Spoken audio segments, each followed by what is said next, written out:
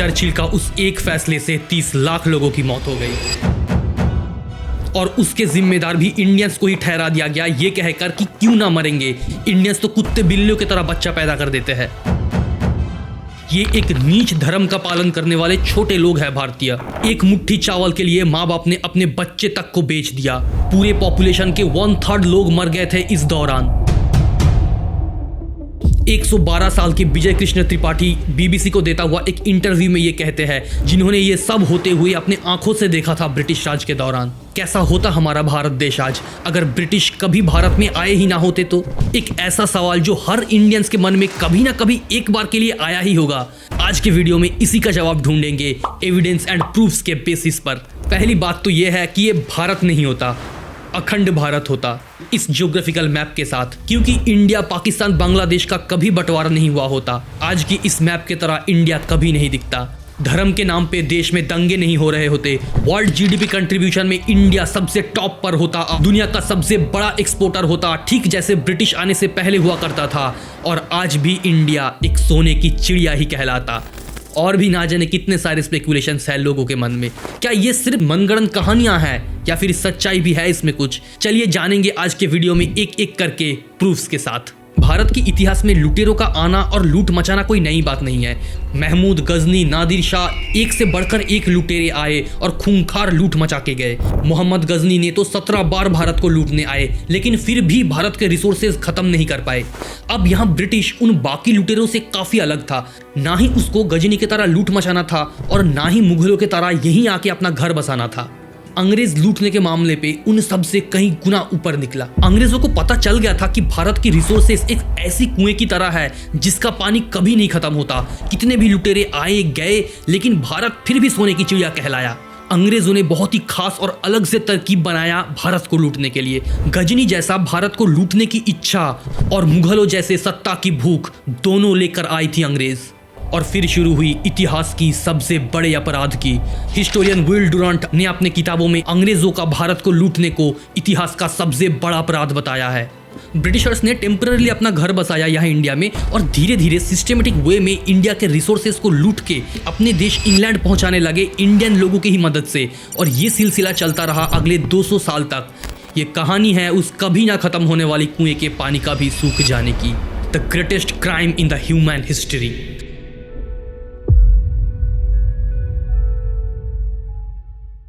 1947 में जब इंडिया को फाइनली आज़ादी मिली तो इंडिया अपना हजारों सालों में सबसे लोएस्ट पॉइंट पर था। हर तरह के रिजर्व, पैसों से लेकर खाने तक बिल्कुल खाली हो चुका था। कोई भी ढंग का स्वदेशी संस्था नहीं बची थी और तो और लोगों के मन में हिंदू मुस्लिम का जहर घोल दिया गया था। इंडिया को एक ऐसी कुएं में ढकेल दिया गया जहां से वो फिर कभी ना लौट सके, ताकि ब्रिटिश राज गर्व के साथ पूरी दुनिया में कह सके कि देखो हमारे जाने के बाद भारत का क्या हाल हुआ। हम ही वो लोग थे जो इंडिया को इन सब से बचा के रख रहे थे। हिस्टोरियन विल डुरांट अपने किताब द हिस्ट्री ऑफ सिविलाइजेशन में इस घटना को किसी भी एक राष्ट्र के द्वारा दूसरे राष्ट्र को शोषण करने की सबसे घिनौनी अपराध बताई गई है। तो चलिए देखते हैं कैसा होता इंडिया अगर ब्रिटिश ना आया होता।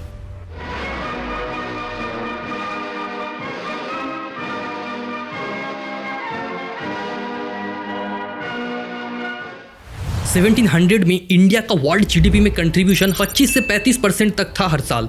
200 साल अंग्रेजी हुकूमत के बाद ये 25% सिर्फ 2% पे आके खड़ा हुआ था। जहां इंडिया पहले दुनिया भर में जाना जाता था उनके टॉप क्वालिटी के कॉटन सिल्क एक्सपोर्ट के लिए, इंडिगो ब्लू, ओपियम यानी अफीम, मसाले, सोने चांदी, पित्तल के बर्तन, यहाँ के जहाज, ये सब पूरे दुनिया में मशहूर हुआ करता था। वहीं ब्रिटिशर्स आने के बाद इंडिया के साथ एक एक्सक्लूसिव ट्रेड अग्रीमेंट साइन किया, यानी मोटे मोटे शब्दों में अगर कहे तो इंडिया को जबरदस्ती ब्रिटेन को ही माल बेचने के लिए मजबूर किया गया। जिस इंडस्ट्रियल रेवोल्यूशन का इतना गर्व है ब्रिटिशर्स को, भारत से लूटा गया रॉ मटेरियल्स के बिना वो कभी मुमकिन नहीं होता।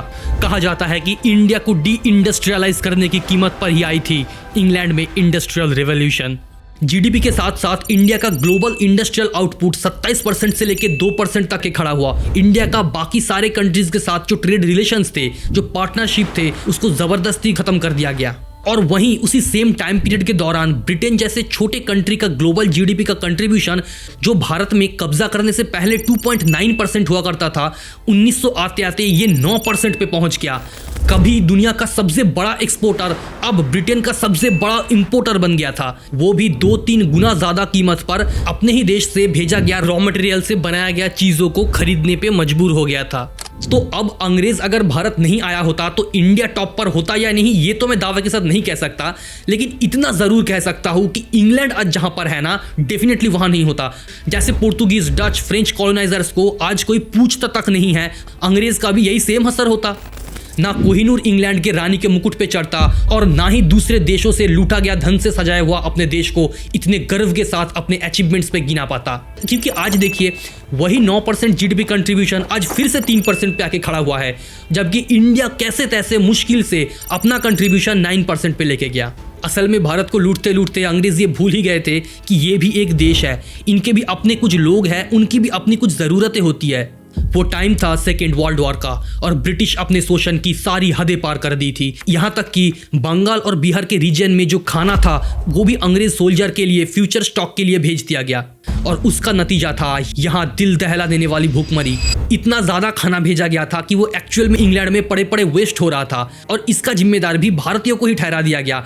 इंग्लैंड के तब के प्रधानमंत्री विंस्टन चर्चिल का यह कहना था कि भारतीय तो कुत्ते बिल्लियों की तरह बच्चा पैदा कर देते हैं, और भी बोले कि भारतीयों से मुझे सख्त नफरत है क्योंकि भारतीय एक नीच धर्म को पालन करने वाले बहुत ही छोटे लोग होते हैं। लेकिन दुख की बात तो यह है कि इन सब जानने के बावजूद भी कुछ ऐसे भी लोग हैं हमारे देश में जिनको अभी भी ऐसा लगता है कि अंग्रेज सच में आके भारत की भलाई करके गए। उन्हें ऐसा लगता है कि अगर अंग्रेज नहीं आए होते तो आज भी हम पीछे पड़े रहते, भारत में कभी रेलवेज नहीं आ पाता, चौड़ी सड़कें नहीं बनती, एयरप्लेन्स नहीं आता, हम पूरे दुनिया से आज भी बिछड़े हुए रह जाते, राजाओं का शासन हम पे चलता। ये सब बोलने से पहले याद रखना, ये उस इंडिया के बारे में बात हो रही है जो 200 साल गुलामी के बाद सिर्फ आजादी के 75 साल के अंदर इंग्लैंड से पहले मार्स पे पहुंच गया और सक्सेसफुली चंद्रयान लॉन्च कर दिए, और हम की ना ट्रेन रोड नहीं बना पाते। और जहां तक बात है दुनिया से अलग रहने की, बिछड़ के रह जाने की, तो ये बात जान लीजिए कि इंडिया का ट्रेड रिलेशन तब से वन ऑफ द बेस्ट था इंडिया के कॉटन एक्सपोर्ट के चलते, जिसको ब्रिटिशर्स ने आके जबरदस्ती तोड़ा और बंद करवाया गया। जिनको अभी भी रेलवेज को लेकर थोड़ा सा भी डाउट है ना कि चलिए जो भी है, रेलवे से तो इंडिया आगे ही बढ़ा, तो एक बात जान लीजिए, रेलवेज इंडिया की कोई भलाई के लिए नहीं बनाया गया था, बल्कि इंडिया के जो रिसोर्सेस है उसको सिस्टमेटिक वे से लूट के इंडिया एक छोर से लेकर दूसरे छोर तक पहुंचाने के लिए बनाया गया था।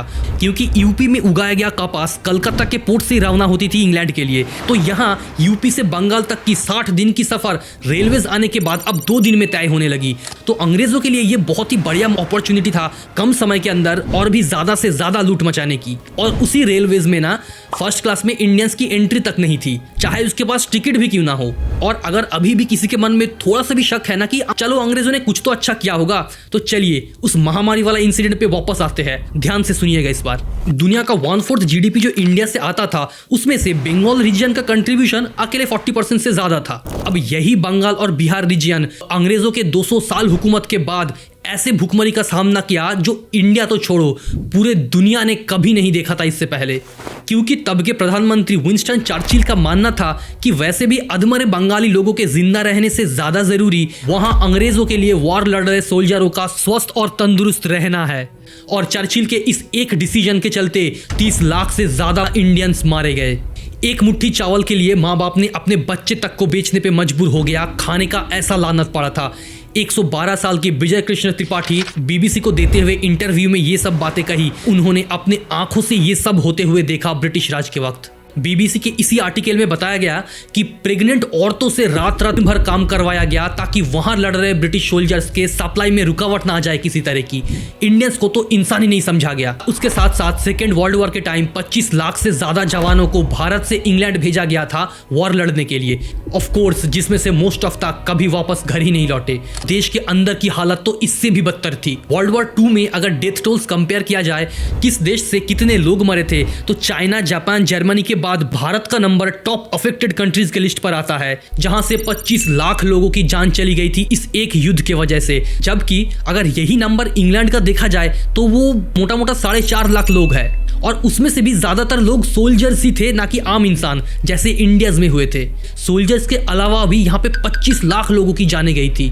तो सोचिए, अगर अंग्रेज ना आया होता तो इंडिया का इस वॉर से कोई लेना देना ही नहीं था, ना ही इतने लोग मरते और ना ही बंगाल को ऐसे भुखमरी का सामना करना पड़ता, और ना ही 30 लाख लोगों की जान गई थी। और ये 30 लाख का फिगर तो उनका ऑफिशियल फिगर है, तो सोचिए सच में कितने लोग जान गंवाए होंगे। यहाँ तक आते आते अब इंडिया को जैसे लूटा जा सकता था वैसे तो लूटा। अब जब लूटने के लिए कुछ खास उतना बचा नहीं, तो फिर उनका नजर पड़ा इस अखंड भारत के भूभाग पर, इसके अस्मिता पर, जहां हिंदू मुसलमान सब एक साथ रहते थे और जो अंग्रेजों को बहुत ज्यादा चुभती थी। चाहे कोई भी मुसीबत आन पड़ा हो, लेकिन भारत को अंग्रेजों से आजाद कराने के मामले पर हमेशा ये लोग एक साथ जुट जाते थे। चाहे भगत सिंह, खुदीराम बोस और अशफाकुल्ला खां हो, हर धर्म एक साथ एक नारा लगाते थे।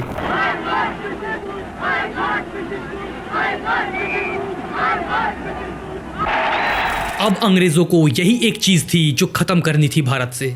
तो तब उन्होंने देश को धर्म के नाम पर तोड़ने का कोशिश किया, और जो कि कुछ चुनिंदा लीडर्स के रीजनल डार्टी पॉलिटिक्स के कारण कुछ हद तक सक्सेसफुल भी रहा। अब देश को 3 हिस्सों में बांटा जा चुका था, इंडिया, बांग्लादेश और पाकिस्तान।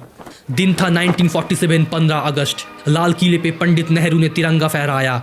चारों तरफ लाशें बिछ रही थी। इंडिया अपने अभी तक के सबसे लोएस्ट पॉइंट पर आ चुका था, लेकिन अभी तक अंग्रेजों के राज का सबसे बुरा कंसिक्वेंस फेस करना बाकी था इंडिया के लिए।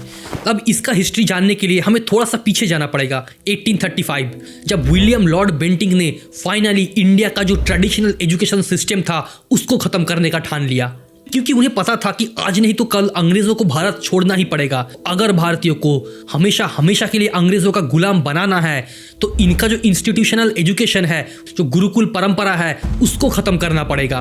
और तभी विलियम बेंटिक ने पूरे देश भर में इंग्लिश एजुकेशन एक्ट को लागू कर दिया। यानी अब से अगर अपने आप को समाज में पढ़ा लिखा कहना चाहते हैं तो अंग्रेजों की दी गई डिग्री से ही अपने आप को शिक्षित करना पड़ेगा, तभी आप पढ़े लिखे कहलाएंगे, वरना नहीं। अब ये जो तकनीक है ये हजारों सालों से चला आ रहा है। यानी किसी को मैदान में जंग से हराने से बहुत अच्छा होता है उनको अपने ही देश के अपने ही कक्षे में उसका हौसला तोड़ दो, उसको हताश कर दो, उसको ये बता दो कि तुम्हारे देश, तुम्हारे कल्चर, तुम्हारे पूर्वज निकृष्ट है, इंफीरियर है उनके मामले पे।